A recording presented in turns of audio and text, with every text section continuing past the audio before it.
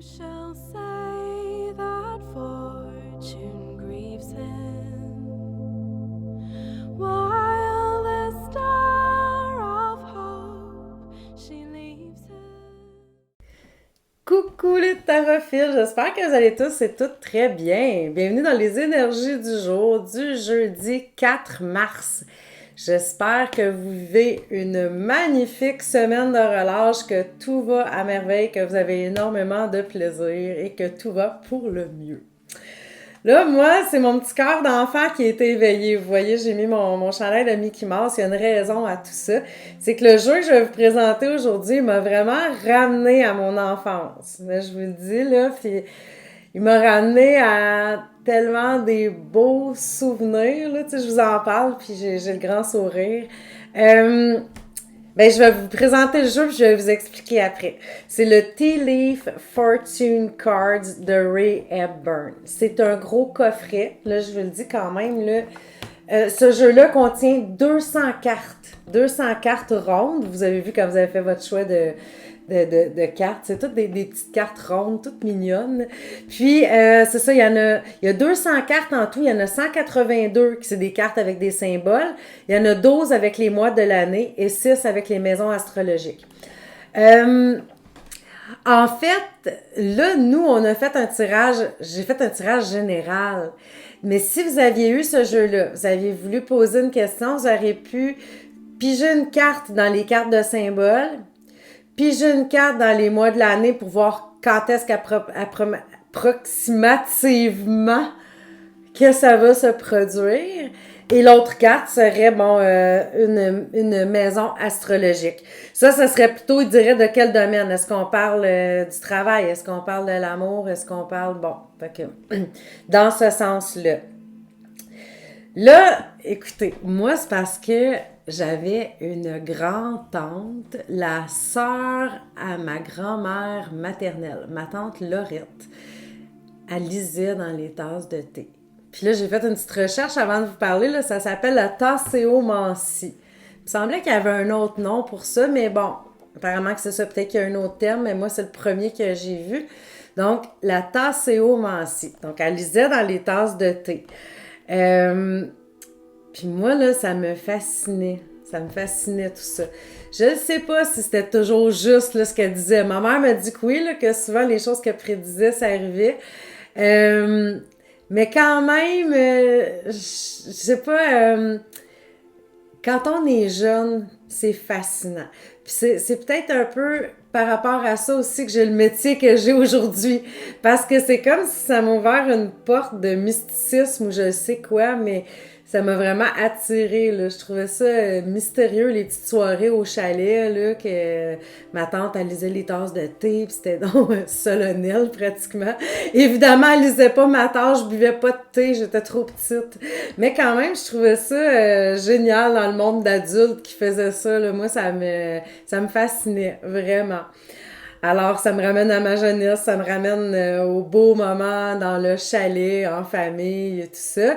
Donc, quand j'ai vu ce jeu-là, je fais « Ah, c'est donc bien génial! » Puis, j'avais acheté un kit à ma mère pour qu'elle lise dans les tasses de thé. C'est ça, il y avait une tasse qui venait avec, puis toutes les... elle était vraiment séparée à l'intérieur, la tasse, là. Puis, mais je sais pas si elle l'a déjà essayé, finalement.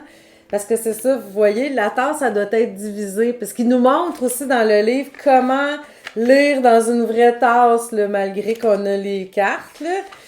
Alors, donc c'est ça, là, il donne des exemples aussi, là. Je trouve ça quand même bien. Donc, c'est ça, c'est séparé en 12. Mettons, on a les 12 mois, là, on peut dire, ça va peut-être plus arriver, mettons, au mois de mars, il va y avoir ça. Donc, je trouvais ça génial. Évidemment, moi, j'ai pas pigé de cartes qui symbolisent le temps parce que c'est trop général et de toute façon, c'était pour les énergies du jour. On ne demande pas pour les énergies dans 3 mois. Alors, évidemment, c'est pour ça, là, ça a sorti peut-être d'une autre façon. Alors, le livre est en anglais, évidemment. Moi, je fais une petite traduction libre là, de chacune des cartes. Alors, les choix numéro 1, on va y aller 1, 2, 3, là, on va y aller dans l'ordre. Là, ça fait quand même déjà quasiment 5 minutes que je vous parle juste en introduction, fait que je vais me calmer, là.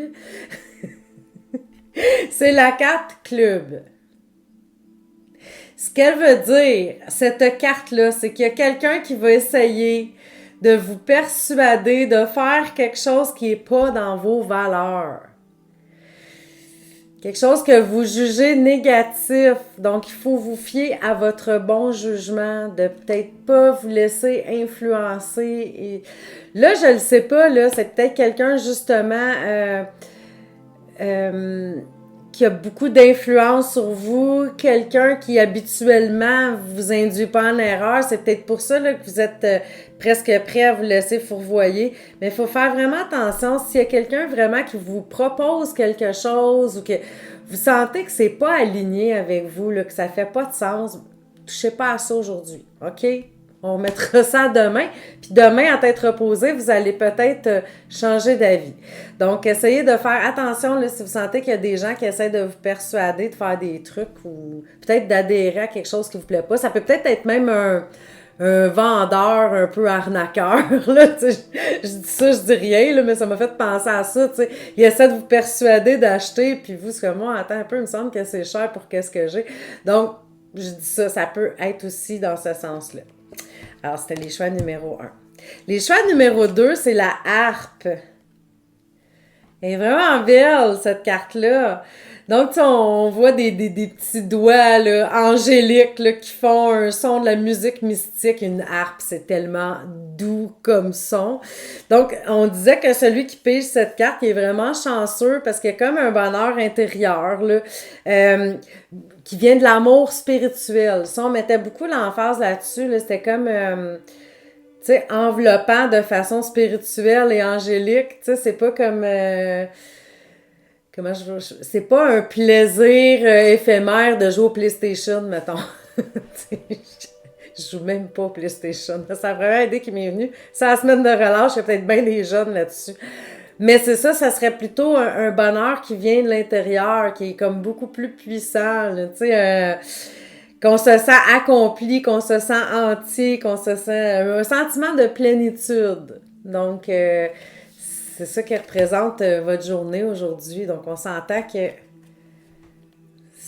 Oui, vous êtes chanceux. Ça va être plaisant. C'est une belle journée. Vous voyez, j'ai mis ma bague de Ganesh aussi. Donc, la chance, on élimine les obstacles. On est dans l'abondance. Et la troisième carte, c'est Hat. C'est un chapeau. Je vous montre votre carte. Donc, vous allez jouer un nouveau rôle dans votre vie aujourd'hui ou bientôt parce que vous allez porter un nouveau chapeau. J'aimais ça parce que c'est des symboliques, hein. Si vous aviez fait de la tasséomancie, ça, oui, c'est ça. Et que vous aviez vu un chapeau dans la tasse, ben c'est ça. La personne, elle va avoir un nouveau rôle dans sa vie, elle va porter un nouveau chapeau.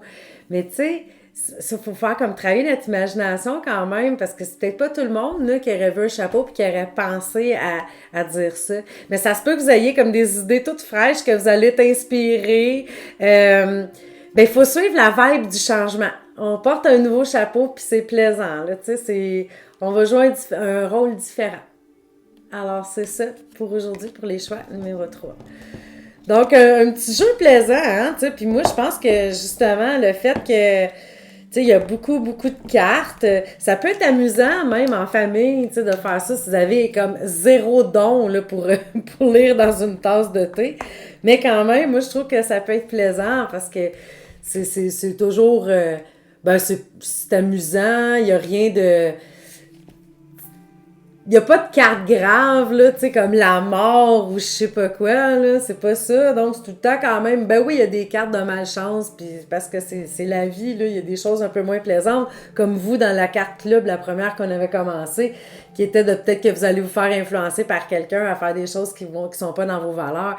Mais en quelque part, c'est tout le temps des petits avertissements quand même assez smooth.